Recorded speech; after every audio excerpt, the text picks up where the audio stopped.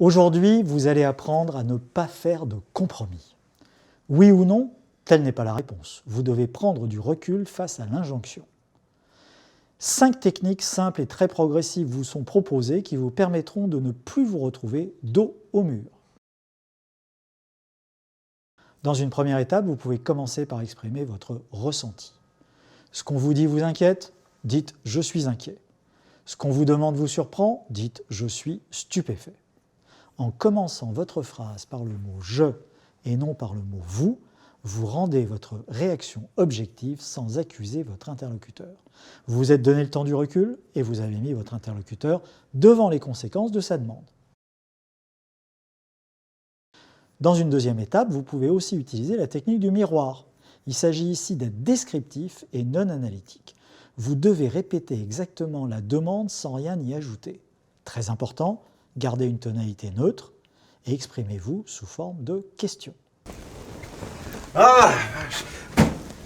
Honnêtement, après ce que je viens de leur mettre, je vois même plus comment vous pouvez encore me refuser une augmentation. Attendez, Edouard, vous êtes en train de me demander une augmentation?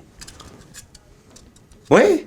Vous aurez ainsi provoqué un effet écho et l'autre devra assumer ce qu'il demande. Une autre technique, troisièmement, consiste à faire un rewind, c'est-à-dire un retour en arrière qui oblige votre interlocuteur à remonter à la source de sa demande.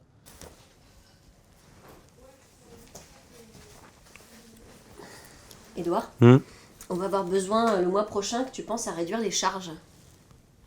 Tu me demandes ça parce que tu as lu les résultats trimestriels? Un bon rewind ne doit pas être accusatoire. Il doit remettre le problème en perspective pour pouvoir envisager d'autres solutions. Vous aidez ainsi votre interlocuteur à réviser sa décision. Quatrième technique, vous pouvez demander un temps mort. Ça fait une semaine que je... Mickaël. Quoi? T'as eu une dure journée, c'est ça? Mais oui, j'ai une dure journée, je suis dans son bureau depuis... Je travaille dans son bureau depuis 3 mois. Depuis 3 mois, j'arrive pas à avancer sur mes dossiers. Comment tu Attends, veux que... un instant. C'est quoi le problème? Ce type de phrase devrait permettre d'acheter du temps et d'aider l'autre à relativiser sa revendication. Cinquième étape enfin, le niveau supérieur, c'est de désarmer l'autre en nommant sa tactique déloyale qui dissimule sa véritable demande. Avant de négocier sur le fond, ôtez-lui le bâton. Soyez vigilant avec la flatterie, le mensonge, le chantage ou la fausse proximité. Si quelque chose vous dérange, nommez-le. Julie, t'es la seule personne dans cette boîte sur qui je peux compter. Vraiment. C'est pour ça que c'est toi que je viens voir.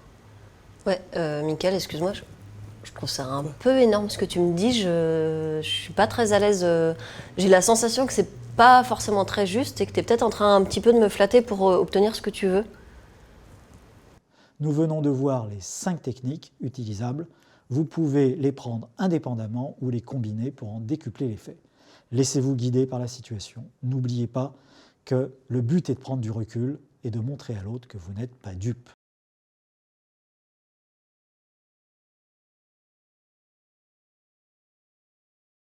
Voici maintenant votre premier défi. Dans les prochaines heures, testez chacune de ces techniques et notez celle qui fonctionne le mieux pour vous. Maintenant, vous pouvez aussi relever le super défi, combiner les 5 techniques dans la même négociation pour en décupler l'effet.